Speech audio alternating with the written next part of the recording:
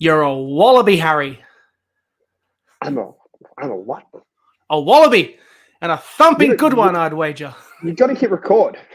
I already have. We're recording already. Oh, wait, fuck, it's not recording on my end. Oh, no, we're recording. That works. Yes. Can you hear us? Can you tell it's we're a little bit rusty? It is dropped kickoff time. We've been away for a few weeks. It's been one of those periods we've been on having a break, enjoying some time off. Nathan is actually having some time off. He's down at his parents' place in the Shire. Nathan, what's it like to be back in ScoMo country? Yeah, it's great. Like, it's nice and peaceful down here. You know, blue skies, just sort of chilling. I've been sort of, this is one of the first squads in a long time where I actually haven't written anything. Shout out Lucky Gray, who's manning the fort, doing a great job. And I've just sort of got all these takes I'm willing to sort of get off. So I'm kind of itching at the bit here. You know, missed a couple of pods and my first response. I love that my first response is A, messing up a Harry Potter quote, and B, me swearing. So great start. Yes, it's officially on record. Rugby Australia, fire him.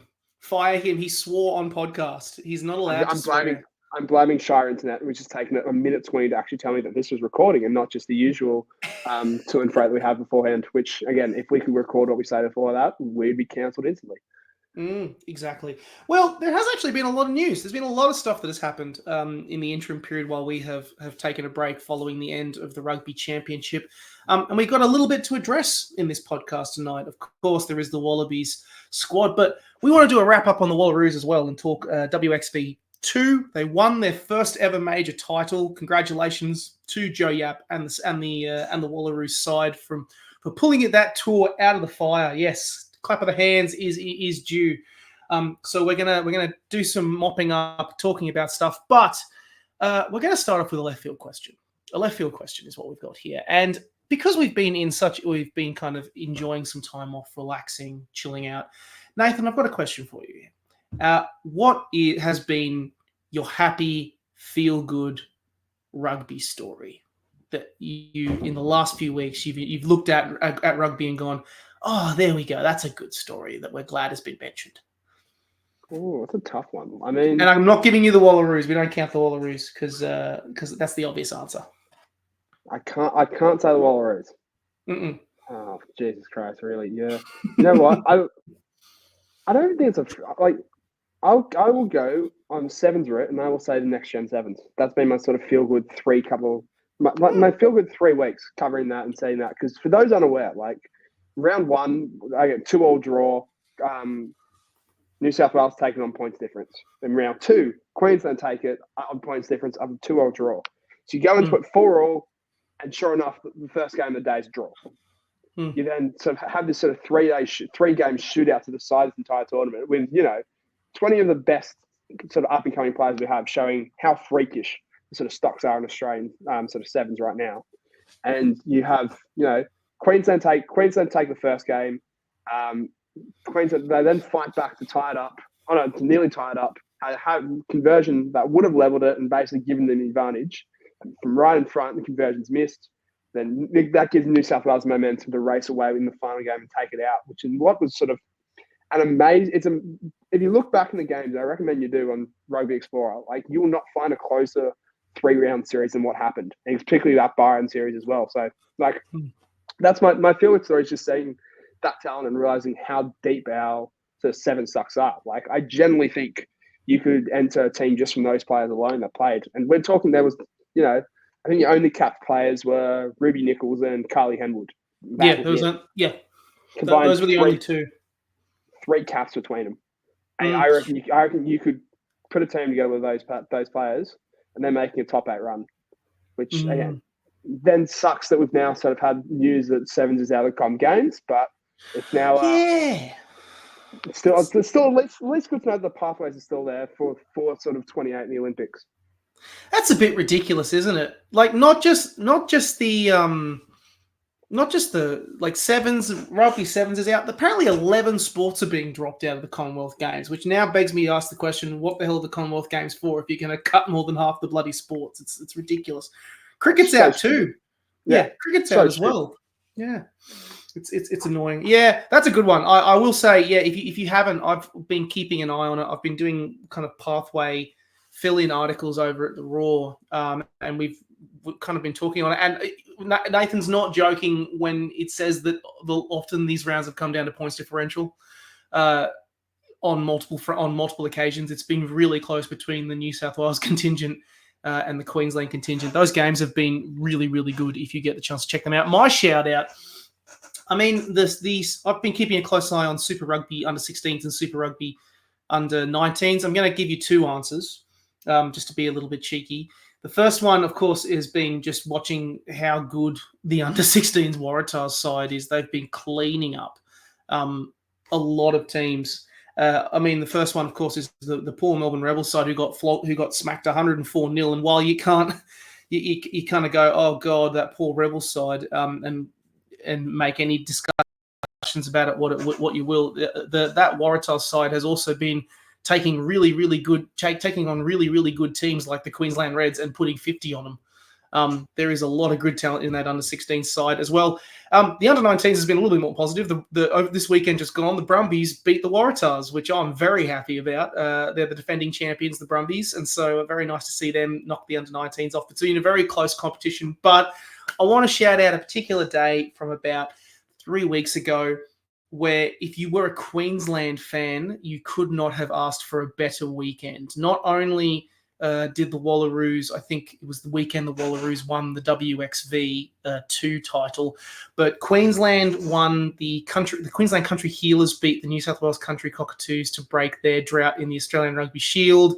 And then just down the road as well, in the next Gen 7s, they also won that round as well in Toowoomba. So it was like, and also I think they clean swept the Brumbies that weekend in Canberra in the under 16s and the under 19s. So if you were a Reds fan that weekend, it was Christmas.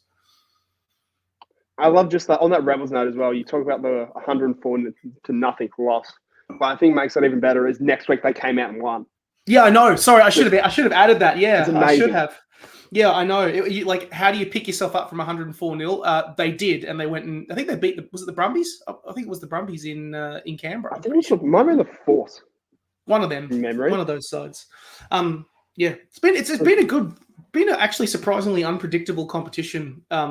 Super Rugby under 16s and under 19s. There's been some great games in there if you have got your Stan Sport account and you want to go and check it out. So there's my highlights. It's been a busy time. People think that it's quiet on the rugby front. It is not. There is still plenty of fun, awesome pathway activities happening, which you should definitely check out. But I was going to say, and other pods as well. Have you mentioned the 18s result as well? The under 18s, no. Oh no, we haven't mentioned that. That's a good highlight as well. Bloody it was clean sweeping in New Zealand. Like, how good's that? Like, just seeing some of the next generation. I think the first time since a certain Wallabies call up and the Australian schools went down to Hamilton and beat New Zealand. Like, it was a sort of amazing sort of performance from them just to stun the Kiwis early and just keep running away with it. Like, I think most of that talent is already sort of signed into some kind of academy deals. So 23 out of 26. 23 out of 26 of them are signed to Australian rugby. So one already off the league and two which are undecided. But I mean, if you can nab and be incredible. But a real sort of great sign of those pathways coming through. Can I just shout out Kingsley Us? Holy shit, he is phenomenal. If you have not seen Kingsley Us playing, he's a prop. He looks like Angus Bell. He plays like a back. So good. I had a vision of him and Angus Bell in like 5 years' time playing in Wallaby Gold together because he looked phenomenal. That back line looked really promising. That the loose forwards were phenomenal. Some of the schoolboy talent coming out of there was really, really good. And that's even before we get to Zach Fittler, who was just casually coming off the bench as well, having just recently. Yeah, he also signed for the Waratahs. That also happened. That happened as well on 2-year deals. So very exciting to see how all of that unfolds. There's been a lot of good signing news and things like that as well. But anyway, we'll lead on to kind of the first major story that we need to touch on, which is, of course, all of the news about the Wallabies. They have named their 2 squads, both for the Wallaby senior side, a 34-man squad, And then the Australia 15, not Australia A. We don't call it Australia A anymore. It's Australia 15 is what we call it. Who will go on their 2-match tour. They'll be kicking off festivities against Bristol. They'll be the first match of the 6 matches on the spring tour. Joe Schmidt and company have been engaging in 2 camps over the last couple of weeks. One down in Canberra, one with the Brumbies and the Waratahs, and then recently just completed up in Brisbane with the Western Force and the Queensland Reds. Lots of talking of alignment, lots of talking of pathways, lots of everyone being in the same room and being on the same, singing from the same choir music. And the result is, I think, a pretty solid-looking squad, both as in the senior level and in the Australia 15 side, because the Australia 15 side has 14 Wallabies in it. So nothing to be sniffed at all. Nathan, let's talk Wallabies squad first. Of course, that's the big key talking point. First up, thoughts, feelings, opinions, surprises. I guess my thoughts are it's kind of overall pretty settled squad outside of your sort of overseas and I guess overseas in a number of sort of shapes and forms and one new recruit. Let's start Will Skelton. I like it. I think he adds the size, and I think this was the plan the entire time. Like, I think it's interesting. I think in terms of dynamic between players like him coming back and playing for the country, and sort of at what stage are they comfortable with being available? I think it was Sekalisi's move from Russing was a sort of great example of actual how that sort of works as a player. Like, you had this guy in Sao who was probably, if you're ranking the most influential figures in world rugby, he'd be a top 10. And even on his departure from Russing, saying, I felt like I was stealing money from them because I just kept playing for South Africa. And it's like, that's the attitude of the French clubs that they have, and they will instill in players that, no, you're here for the club. With like, club comes first, then whatever happens with international, you work around us. So I think that's why this the Will Skelton move makes sense at this time, just to sort of keep the sort of moving parts happy. And, he'll be available next year for a Lions tour. Like, the clubs aren't going to deny that, particularly with France coming to New Zealand, even if they send a B-side. Karevi, I'm less enthused about. I think he's, wasn't that exciting at the World Cup last year. He's played 2 games since March. He's apparently in great form in terms of, like, during his pre-season run. But, it's the man that, during the Rugby Championship was off supporting his partner at the Sevens, Bjorn Tarita. So I don't know how much sort of training he's doing during that time. Knowing him probably a lot, but I just don't know if he's the right move. Then there's Joseph Swilly, or Joseph Akuso Swilly. Who? Yeah, young. I think he played for Kings. Just a sort of young Waratahs guy that they've got over from another code. He's the money man, and I was down at the camp in Canberra. Like, he's going to pay for himself instantly. I think when they announced the squad today, the first 13 minutes were questions about him. It gets run anytime he gets spoken about. It gets run on Channel 9 News, all the big networks. He's already paying for himself, but most importantly, he has the temperament to handle that.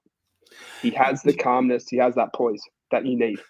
Yeah, I just want to quickly shout this out. Often, people think, oh, he's just paid to run a footy around. Honest to God, I mean, I'm paid to do this, so I mean, I can get away with it. Take the time to actually go and see his interviews and see how he actually speaks, because the obvious comparison that you make is with someone like, I don't know, Israel Folau. He carries himself and manages himself. Surely on a side-by-side comparison, infinitely better than Folau already does straight off the bat.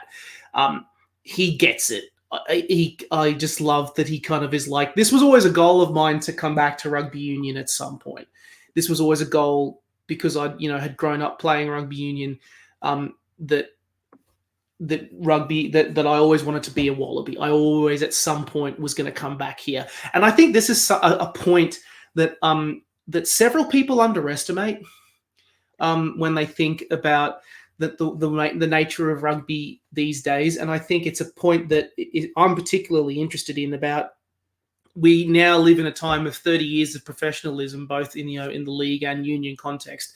And these kids are grown up playing both.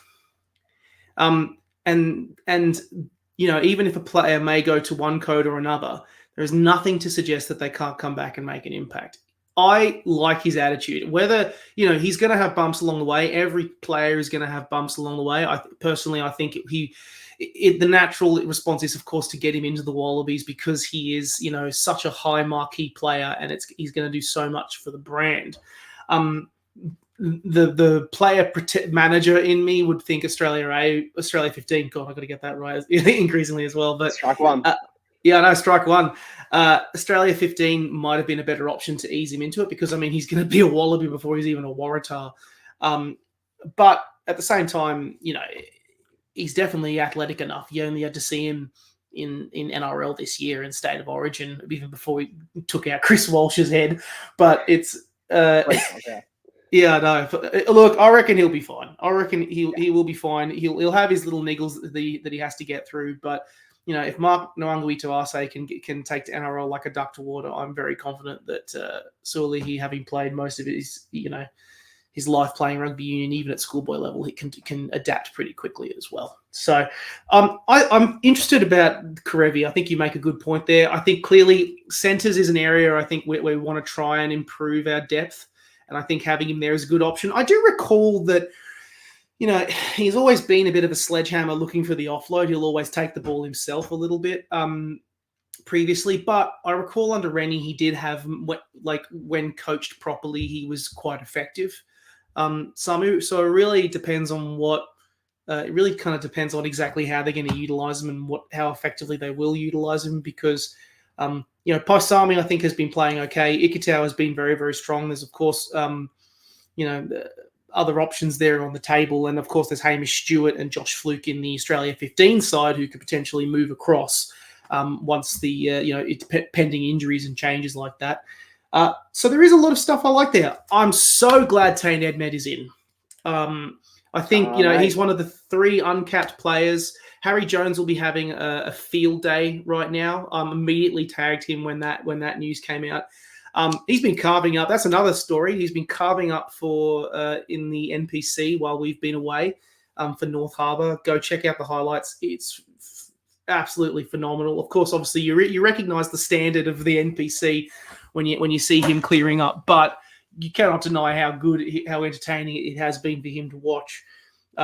Watching him in there. And, of course, it is at the expense of Tom Liner, who's been dealing with a couple of injuries, some hamstring issues, which I think is the right move. You don't want Liner at the young age he is to pick up niggles that he's dealing with. So I really like him there. Harry Potter is in this is the big surprise for me. I'm so happy to see Potter in. I reckon he's oozing potential, but in multiple camps. He's played. Obviously, he's a winger, but he's played centre as well, hasn't he? He's got experience in the centres. He was man of the match for Force, I think, in their first South African game at 13.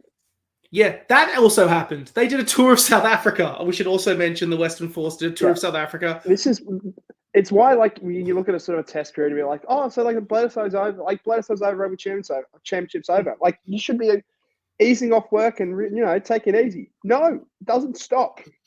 Makes you wonder why we took a break from the podcast. Oops. Sorry, guys.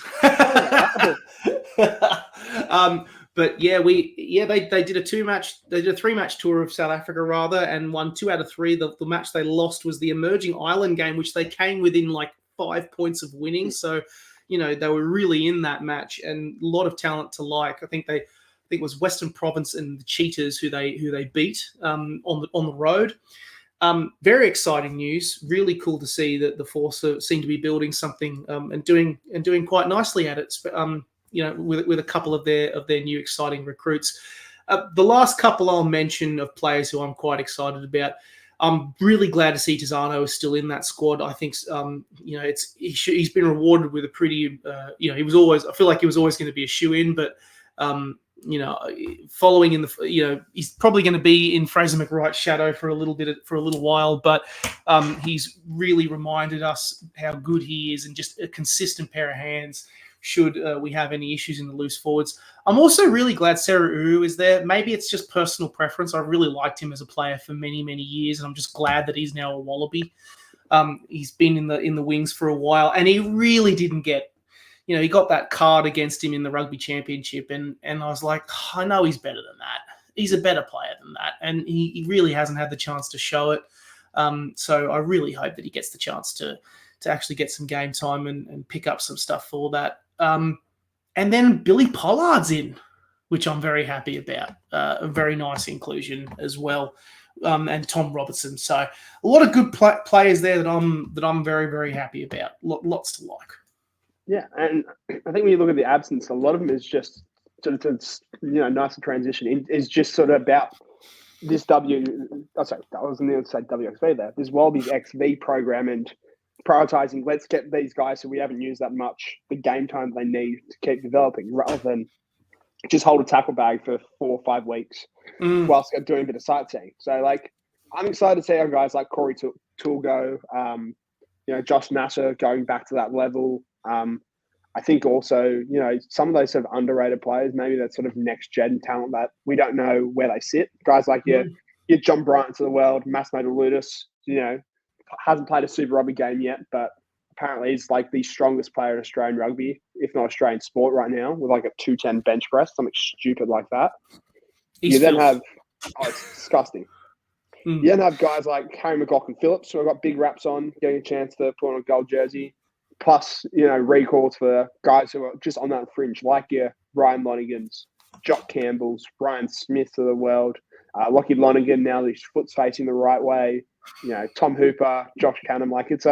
You look at that squad and it feels almost like a Queensland and Brumbies sort of combined what's left over, but it's going to be really fascinating to see how they sort of match up against their English counterparts, especially. Yeah, I think before we dive into this Australia 15 side, I reckon there's a good point to make here. There was a comment made by Peter Horn last week at Ballymore, which I spoke to you a little bit about. Basically, that in the past, Australia A, as it was known then, kind of fell under the Pathway program. Of course, it's been around for a while, but it had been several years before they revived it for the Pacific Nations Cup back in, I think it was 2020, 2021, just to give more players some game time.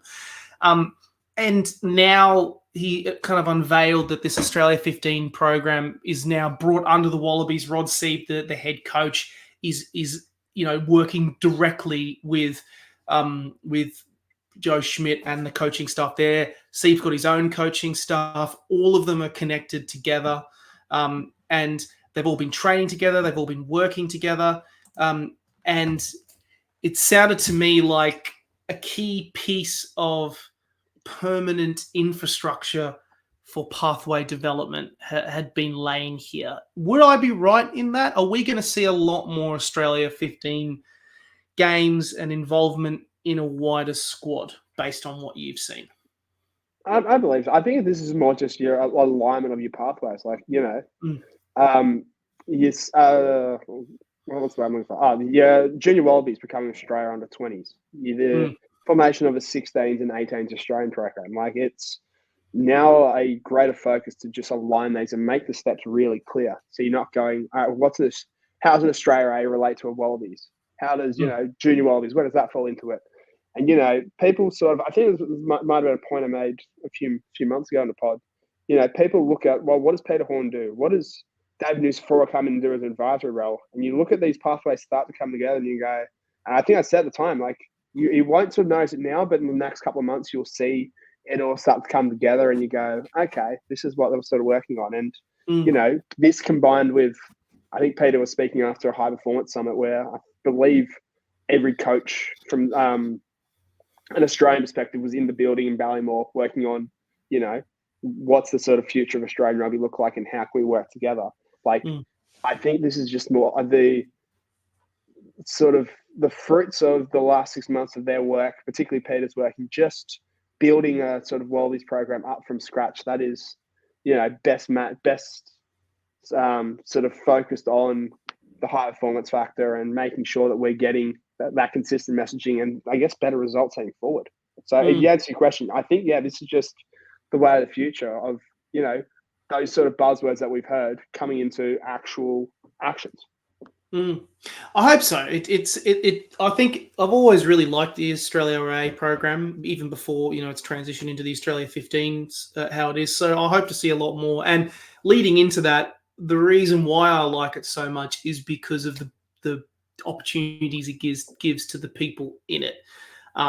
We've talked a lot about particular players who probably haven't really had the chance to either put on a Wallaby jersey, but even just this to let them know that no, you are in the picture. We see you and we're considering you, and you're someone who we want to be ready for when the time comes for you to transition into Wallaby Gold. The names in this, I'm quite excited to see how this tour goes. It's not just because there is 14 Wallabies in this side. There is also players that have been knocking on the door and people have been asking about, well, when's Ryan Lonergan going to be considered for a Wallaby position? When is Andy Muirhead going to be considered? When is Corey Toole going to be considered? Like he's been on the periphery for a little while. Like where is he? Here are the answers here that they are there. They are in the picture. And it was a point raised by Peter by saying there's going to be 15 test matches next year. We need these players to be as ready as possible and try and be exposed as best we can. And even if it is only a 2-match tour, going overseas is going to make a hell of a lot of difference. And being part of that, you only have to look at how the impact it had on the Wallaroos. But this Australia 15 side who are playing Bristol first, then they're going to finish off against England A in their matches. So many players to like. I think you already highlighted DeLutis.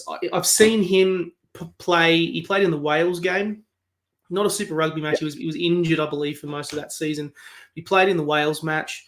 What was the other game that the Reds played against? Was it Tonga or Samoa? Tonga. He was also in that one. Really, really good as well. So I'm so excited to see how he goes. What is it with us producing some really good props at the moment coming through the ranks? He's looks really, say that really a bit strong. quietly. We need to try and keep people go the ambush. Like we can't let the other rest of the world know we actually have front rowers now.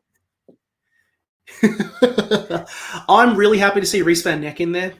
I reckon he's been quietly going about his business for a while, both firstly at the Reds and then subsequently at the Brumbies, and I think he's really come into his own at the Brumbies and done really, really well. So I'm really glad to see him in there.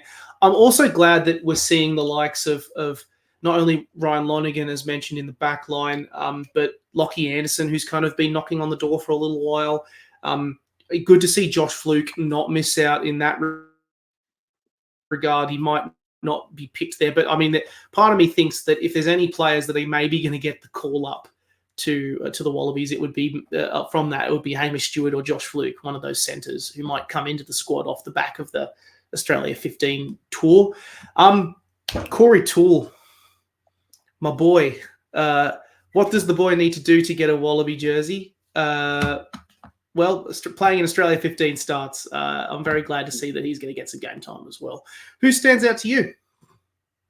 I mean, I've sort of listed off my names before. That was sort of the first ones that came to mind. But I mean, a guy like Tom Hooper, who's been around this sort of Wallabies program for a long time, but has just not sort of gotten his shot at it. I think it'd be interesting to see how he sort of can stand out at this level and really sort of work his way back into a program. A guy like Darcy Swain, who's almost a forgotten man of Australian rugby. Like this was a man that was one of the first pick for a while, and is now all of a sudden back in the fold. But and I'll throw Ollie Satsford in here before this little exercise. I think he's again really underrated, and also someone who's Kiwi born. You can just sort of cap him at this level. Like this is huge, but just sort of quietly, I've been. You look at the 64 players that were named, and let's make this clear: one less what the Kiwis are taking over. Just want to throw that out there. Everyone wants to sort of rag on the 64 player number. Is what exact same what the Kiwis are doing for the exact same tour. Going from taking the RA hat off. But I think you look at when teams like this are named, you look at who isn't named, and a lot of these are injuries. But I put a 15 together, and this is again off the top of my head in the space of 2 minutes. So I've probably missed players in this as well, but that sort of heightens my point. So you look at a team just going 1 to 15. Alex Hodgman, Dave Parecki, Harry Johnson-Holmes, Miles Mataciro, Caden Neville, Liam Wright, Charlie Gamble, Rob Leota, Teddy Wilson, Jack Debrasini, Tim Ryan, David Falwati, Bailey Kunzel, Filippo Dungunu, and Kurtley Beale. Like there are or at least 8 or 9 Unavailable. Wallabies in the side. That's all either unavailable or not picked in the squad. And we're not even talking overseas players that weren't named. You know, a certain Marika Korombete, who we just didn't touch on, is not being picked as well. So, like, the depth that we have has now been exposed, whether it be through Joe giving 16 caps to new players this year, whether it's through the Australia A programs last year, programs like the Reds going to Tonga. You know, it's really starting to actually sort of show that we have these sort of levels of depth that we can handle it, and we can sort of hopefully go into next year for a super level with 4 really strong teams that can, you know, make a difference, with the majority coming off some kind of international exposure. Yeah, I will say that I was very surprised by looking at that injury list, the unavailable for selection list, seeing the amount of players out, and then also by the comparison, seeing the number of players who are eligible. I actually did think to myself, my God, our depth is actually pretty good. There's a lot of players in that. I mean, when you've got a near entire Wallabies side in that Australia 15 squad, you've got so many exciting players, both capped and uncapped, who are unavailable for selection.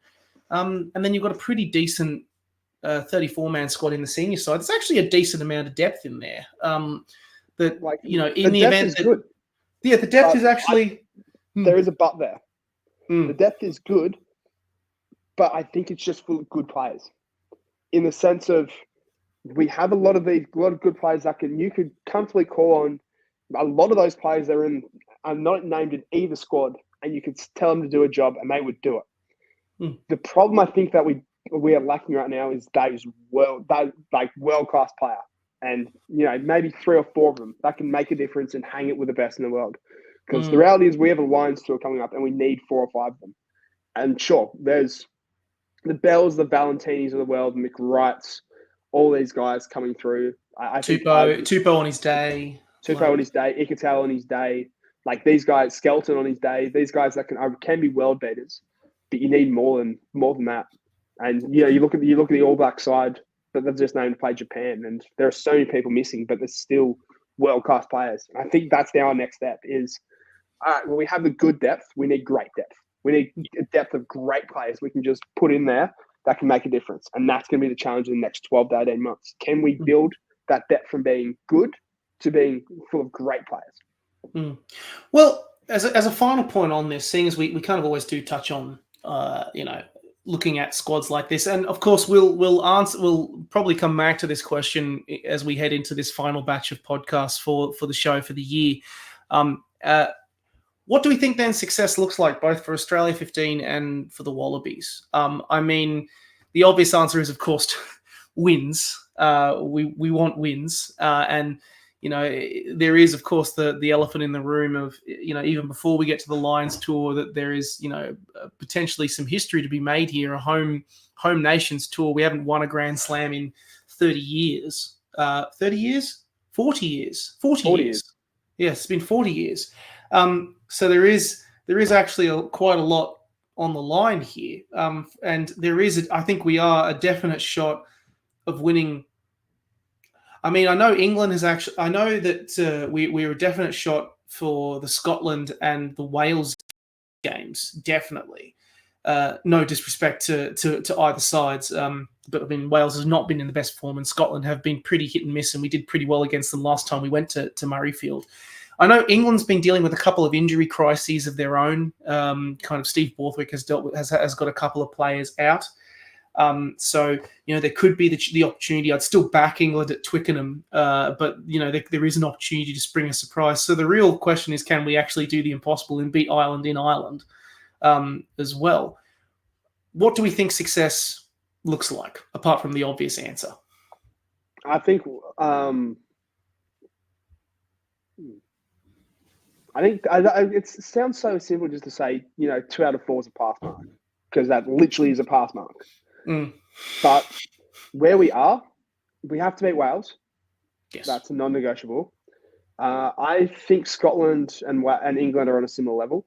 I don't rate England. So I mean, they push New Zealand all the way. I'll say don't rate England. Well, I don't rate England as highly. I think them and Scotland. It's more I rate Scotland higher than you do, I believe. Like I think Scotland are a very good side.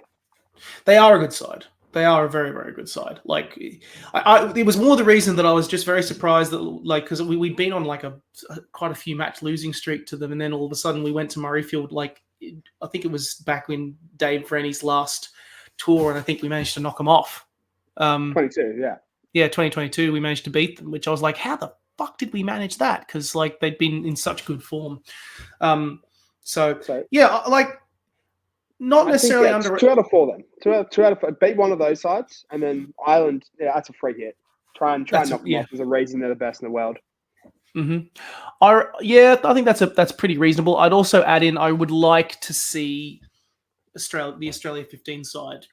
I mean, they haven't named the England A side, have they? We don't know what that looks like, do we? I'm not. I would have to double check that. I think we'll do our obligatory. We'll do our obligatory Googling here, but I do hope that this Australia 15 side, is good enough to hopefully win 2 games in England, to win their tour in England. I hope. That would be very good. I think it would be very positive to see the Australia 15 side manage that, because Australia A in the past has actually travelled quite well. They've won a lot more games than they've lost. If you actually go and look at the number of fixtures that side has actually managed, they've actually done pretty well as it goes, in terms of the historical results. So I hope that they can continue that and showcase. It'll be such a good if they can win 2 out of 2. It would be such a tip of the hat, not just to Rod C, but also to all of the depth that is coming through, to basically say to Joe, Joe, if your team's underperforming, there's 30 really good players right here who can step in if you need us to. Would make his job infinitely easier. Yeah, and that's the step when I sort of talked about the good turn to great spiel. You need those 2 wins over Bristol, especially the one over Bristol. You have to beat Bristol, and then to prove it, you beat England A and show that our depth coming through can take that next step heading into 25. Would you rate those Australia 15 games on a similar level to the? I mean, obviously, it's not the same as an international test match, but in terms of from us being pathway obsessed like we are. Yeah, I'd rate it as high as a test match. Mm-hmm. Yeah, I'd agree. It's exciting stuff. Really, really good to see. So we've got, of course, if you want to go and check out the full Wallabies squad and Australia 15 squad, you can head over to, every single rugby site's got it. The Raw has got it.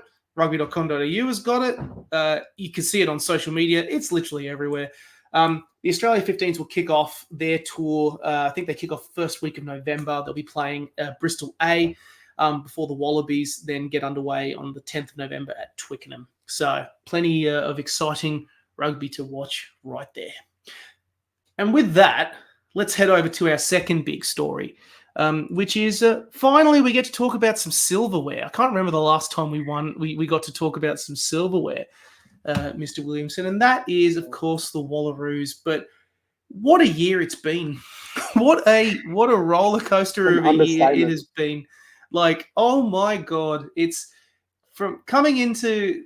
I think the last time we kind of recorded a podcast, the Wallaroos were about to hop on the road to. They're about to start their 5-match tour of of Ireland, Wales, and then going down to South Africa for WXV. It's been so interesting just seeing how things change in 3 weeks, because. Well, sorry, the last podcast we did actually was myself, and Mr. Murphy, and this was just after the Wales win in the WXV too. So that when they won 37-5, which I think is probably the best performance the Wallaroos have pulled off all year, particularly after losing in Rodney Parade. You disagree? No, I think it's Maybe better than the. Fiji. No, Fiji disagree. Hard 67 disagree. against Fiji.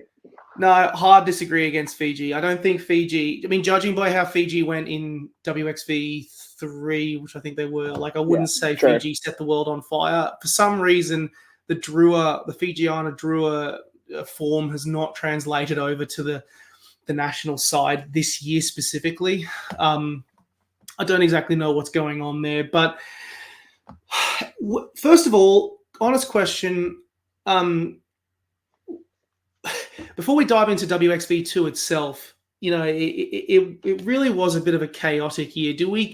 With winning 4 out of 10 matches, 40% for Joe Yap in her first year. Do we call it a pass or a fail? I think a pass. Do you think a pass? The reason why I say that is probably recency bias. Let's face it. But like in all seriousness, with a new coach, you can form that narrative of, oh well, it takes time for the new style to come through.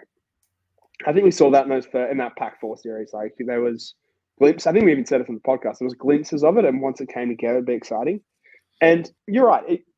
By the time we did WXV2 in South Africa, it all came together.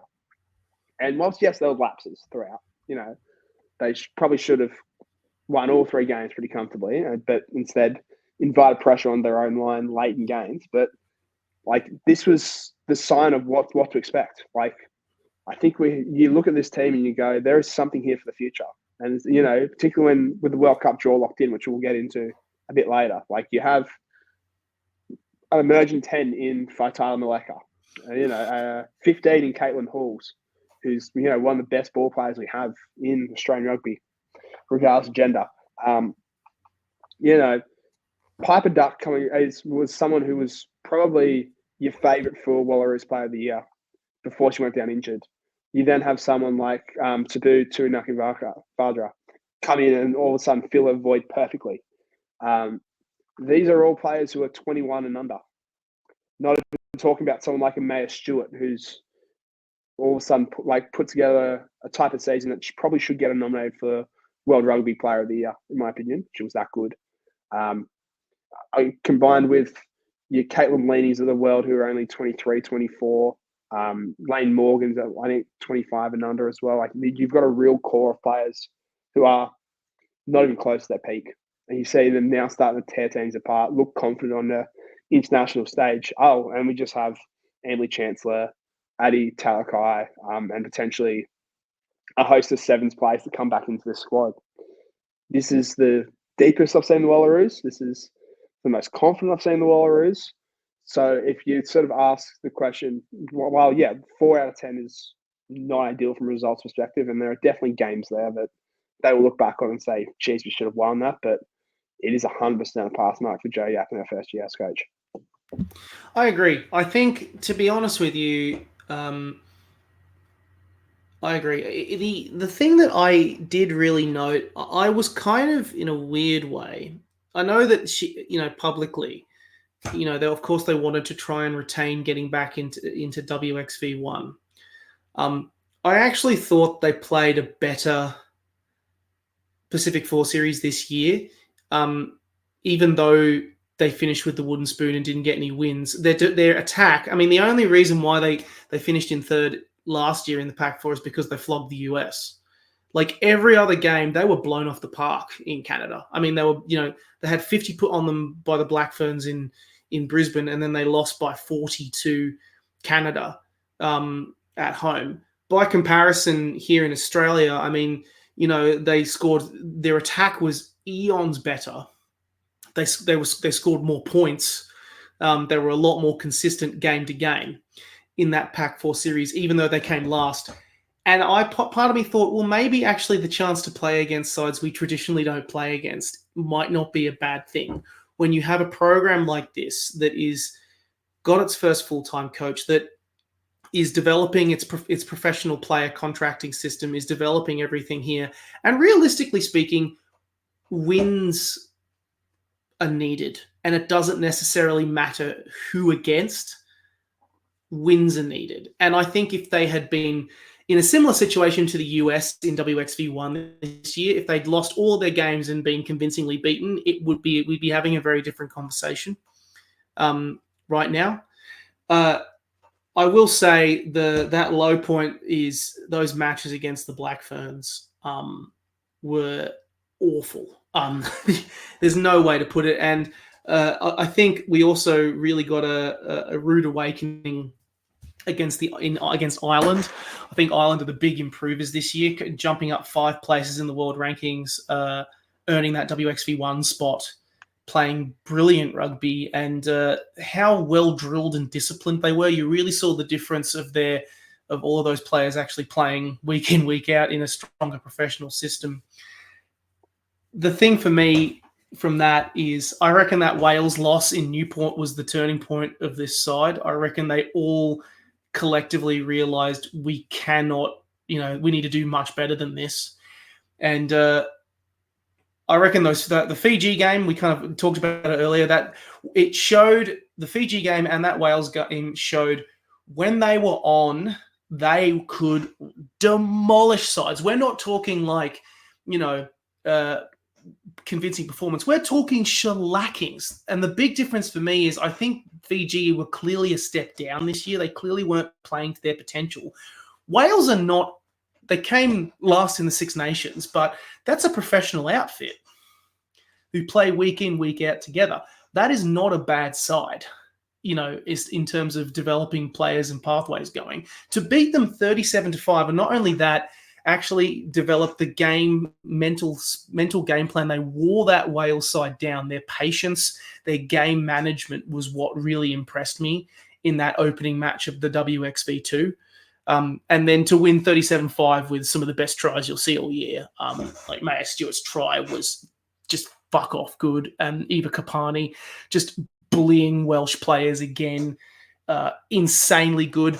I think that week between the 21st of September and the 28th of September was a key turning point. And, while we'll probably get into it in a minute, but, that South Africa game and that Scotland game, they weren't perfect.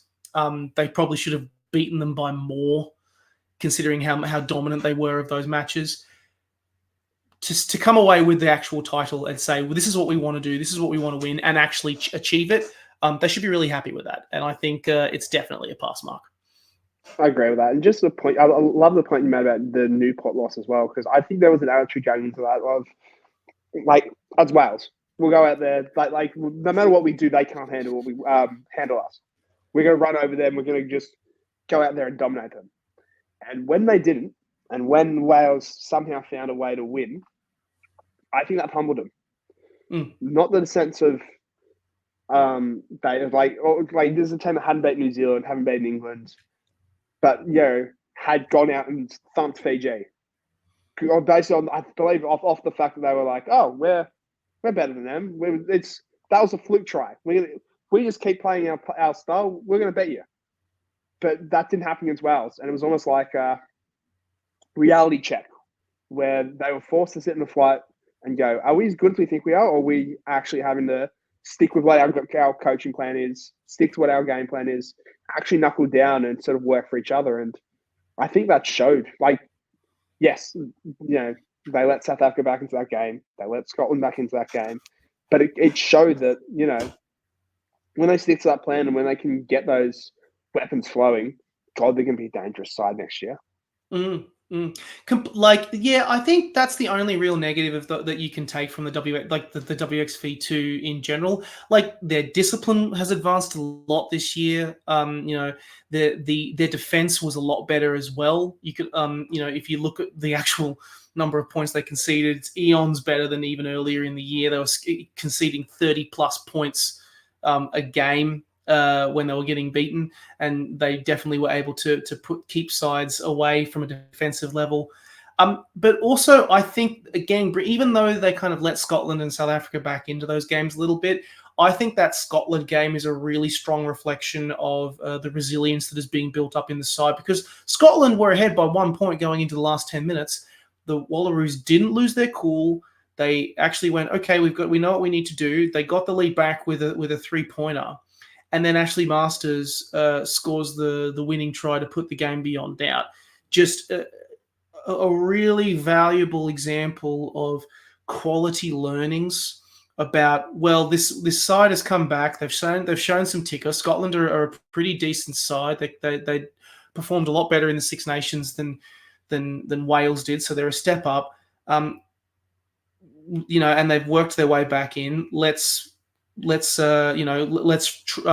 stick to our systems and find a way to manage it out. And I think that should be recognised as well. I reckon there is so much to like there. There is a long way to go before I reckon they can beat the likes of a Canada or an England or a New Zealand. Can they ask questions of those sides though now? Absolutely, definitely. And a quarterfinals should definitely, getting into the quarterfinals at the very least, should be on the cards for the World Cup next year. But which we'll get to now because we have the draw actually dropped. Just one more point to the draw. You talk about sort of the negatives, and this is a negative in more of a sense of a problem that I don't think happens if they. It's sort of a. I'm trying to think of the best way to phrase it. It's a problem which has sort of come along as a result of success, in the sense of we look at next year's World Cup, and USA will bring. I've already said they're going to try and bring in Alona Mar for a sevens perspective. The Irish did that with their seventh players in WXV. New Zealand, Portia Woodman-Whitcliffe has already said she's playing for the Blues, which is huge for our picky, even though she's retired internationally. But that's a sense. So it gives you an idea of, this year's going to be focused on 15s. So Charlotte Caslick is potentially playing for the Reds, Super Rugby W. I don't know if there's a spot for him without significantly messing with the culture that's been built. Like Mae Stewart has been incredible. Desi Miller has been incredible. Caitlin Halls has shown she's the future. Georgina Fredericks is a top 5 outside centre in the world. Cecilia Smith was incredibly solid at 12. And Tyler Maleka has shown, she's a half of the future. So when players like Caslick, the Levis, maybe even Bianca Rita, Shani Smale decide they want to come over and play, they're going to have to play Super OBW and absolutely kill it. Because if you then, there's always been this issue of, all these programs are full time and we can't compete with full times. Most of them are full time because they play sevens and then come across. Now you don't have that, and that's been this sort of excuse the entire time of, we can't compete with these ones who play between the two. Now you can get both. Now you're going to get sevens players coming in and trying to play 15s. Now you're going to. So what happens if a Desi Miller gets dropped for a Maddie Levi, and all of a sudden all her hard work goes out the window? What if Kazit comes in for a Caitlin Halls? What does that do to your chemistry? What does that do to you? Or have they now sort of worked themselves in a position where Joe Yak and the coaching staff say, you know what? If we bring in, this is not worth the extra 5 or 10% we might get from it for the significant cultural issue that we could have. If all of a sudden we're just saying, these sevens players can just walk into the building, go to a World Cup and leave. So I think that's an interesting dynamic that we're going to face over the next 6 to 9 months is how many of those sevens girls legitimately commit to the domestic 15 aside. And therefore, how many of them actually end up getting selected and how that affects the sort of culture that's been built within this Wallaroos side.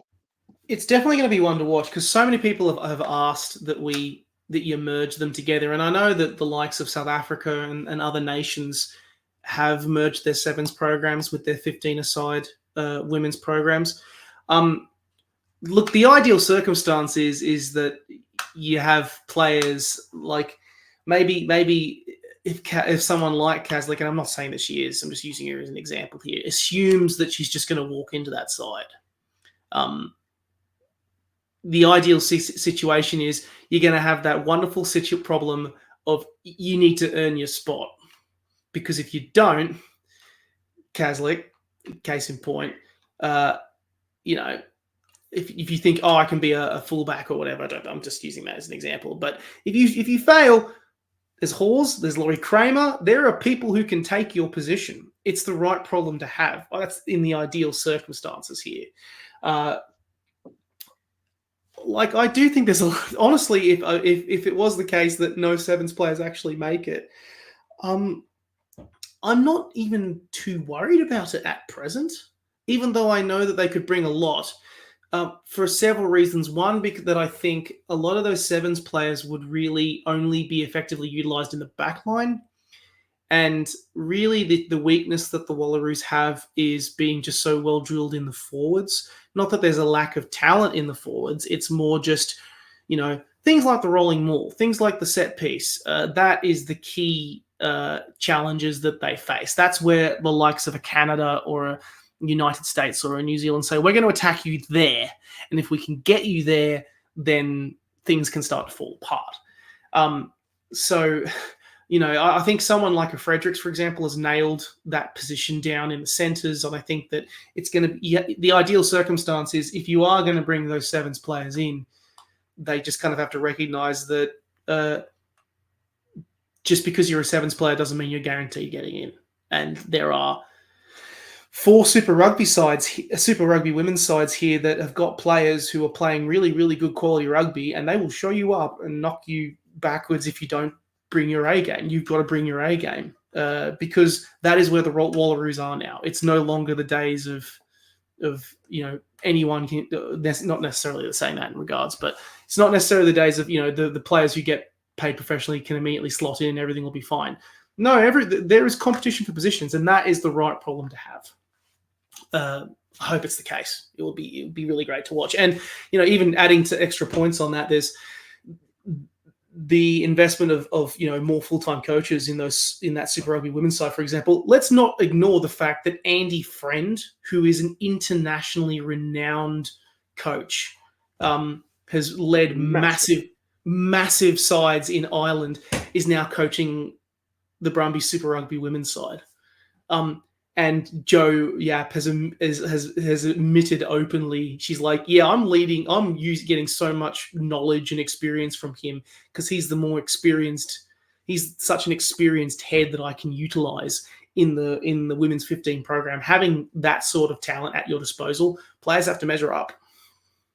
Players have to measure up for that. So exciting times to have if you are a Wallaroos fan. Great problem to have, and hopefully they can, if they do open up the sevens players, they can be utilised the right way and effectively, and in a way that it promotes competitive positions. Part of me has always thought maybe Caslick could work as a loose forward, because she's just so bloody strong. But I think she would probably prefer to run around in the backs. That would be her natural answer to that. To finish up, the Wallaroos have just had their pool announced. They're going to be in Pool A, which would we call this a pool of death situation? It's a tough pool. Yeah, I would. Like they've been handed a horror draw for next year. They're first of all up against hosts England. In that one, they've got the United States, which is a very interesting one, seeing as we beat the US in last year in convincing fashion. They beat us this year here in Australia. And then of course to finish off is Samoa, who we shouldn't ignore. Another thing that happened, they played the inaugural Australia A clash against the Australia A Wallaroos or Australia A women's side and beat them.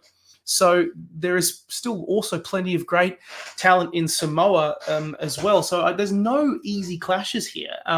Australia will kick off their competition against Samoa, followed by the US and then England. All playing at Salford, York Community Stadium, and then Brighton and Hove in the final match of their regular of the regular round of the pool results. Not gonna lie, I am a bit disappointed that we're not playing England first up, but all my disappointments end there because there's a real opportunity to ease into the tournament a bit. No disrespect to Samoa, but if you are looking at those 3 fixtures, Samoa is the game that you'd expect the Wallaroos would win and win convincingly, and serve as a key warm up to the next hardest game, which is the United States, which for me is the crunch match.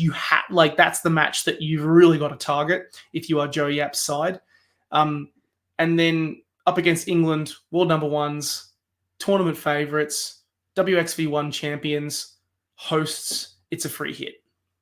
Yeah, agreed. And I had the same thought of you before speaking with some other people who basically made some very valid points around this in the sense of it's not the sort of we shouldn't be looking at it as the opposition that we're not sort of the opposition we're not facing rather than who our biggest rivals are in the sense of we're going to go into that game hopefully with that USA game, which is essentially a knockout game. Like it's no sort of given how close those two teams are, we're going to essentially decide our World Cup fate there. We're coming off a game against Samoa. They're coming off a game against England. And all the emotion that comes with an opening ceremony game, I would much rather be in our position. I'd much rather be in our position knowing that we can be 1-0, potentially top of the ladder if that England-USA game's close. Meanwhile, USA already suffered a physical loss in that, and then needs to recover. I think this is, in terms of our sort of hopes of advancing, this is the best sort of formation of those three sort of games that we could have got. And as you said, yeah, hopefully by the time we get to Brighton, we're cruising down to the beach with 2 wins, quarterfinal spot locked up, and we can, maybe at worst have a free hit against England. At best, we can all of a sudden rest a couple of players and just sort of just trade as an extra hit out. So I think, in terms of, I think the pool was a brutal blow, but it's been softened by this draw coming out over sort of the last couple of hours since we've been recording. I will also say that even if we finish runner-up, Pool B also looms as I back us a bit more in Pool B than in the likes of Pool C or obviously when it comes to playing against the strong teams in women's rugby, I just don't want us to come up against we have to face England. That's okay. We don't have a good record against England. We also don't have a good record against the Black Ferns. I genuinely think on top of, the 60-point plus drubbings is not an accurate reflection of where this side is. And I think there's a mental aspect that really affects those games significantly. I think that our players, they are good enough to be much more competitive against the Black Ferns. They just psych themselves out even before they get to the game. I genuinely believe that. However, we've never beaten Canada, but we've come bloody close so many times. And they probably would be favourites to top Pool B. There is also, I think, Wales and Scotland are also in there. Fiji is also in there. All sides that we've beaten in the last 12 months. We realistically would come up against Canada, who currently are ranked number 2 in the world. And while, yes, they are ranked number 2 in the world and we haven't beaten them, I can see us putting up much more of an opportunity to spring a surprise on them than against someone like a New Zealand. So even if we do finish in second in Pool A, I can see us even still going further with that one because there's been a lot of close matches against Canada in the 6 times that we've played them, and it's not necessarily felt like if we can beat them like it has been with New Zealand. It's felt more like when we beat Canada, because I can see them as an achievable goal we can reach, similar to us beating France back in 2023. We're good enough to beat those sides on our day. Yeah, absolutely. And particularly, as you mentioned the pools as well, which I think is a very good point. Like, they haven't really they start their sort of tournament against Fiji, which, Fiji on their day can really just cause havoc for anybody. You don't have those really, so you have 2 banana skin games against Wales and Scotland, Mike. That's a tough finish. Yes, we're going to have USA and England, so we're going to be in similar boats, but hopefully at that stage we're locked up in a position. Realistically, Canada might not be at that stage. They still could be fighting for top spot. We might just know our fate and almost accept it. I think, yes, while we haven't beaten Canada, you're completely right that we don't have that mental sort of wall that I feel like we have against New Zealand. And the French are very hit and miss. But, I think in sort of looking at wider pools, I think the fact we avoided South Africa, I think, is a really good Mm. is a really good win. I think they're a really dangerous side, and if you're looking for an upset team, that could be it. Them taking out France or finding a way to advance over Italy. But yeah, I was as soon as I woke up in the early morning, I was praying we were in Pool C to try and play Spain. I would have loved to see us play Spain and get New Zealand out of the way and just seeing what happened.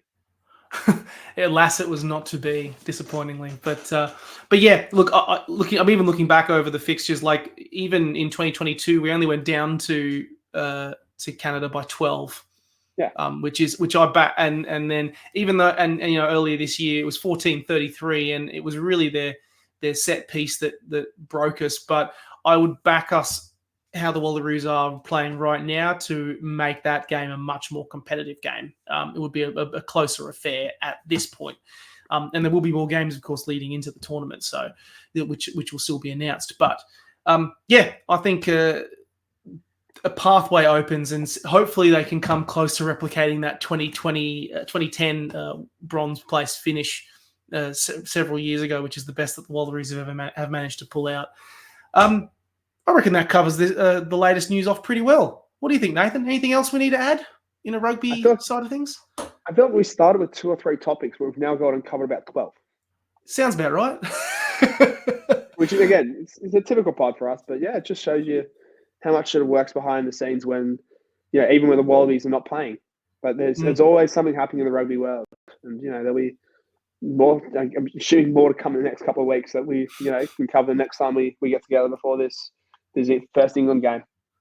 Well, we do have a couple of potential interview pods on the horizon. Watch this space. We've got a few, 1 or 2 that we're trying to lock in. One is potentially locked in. So keep an eye out. We'll see those episodes drop before we dive headfirst into the spring tour and the remainder of international rugby for this year. And then just like that, season is done, and then we're done for a couple of months more, and then we'll be back next year. So thank you very much, Nathan. Privilege, as always, to talk rugby with you. And to all of our listeners, we're back. We'll see you the next time round.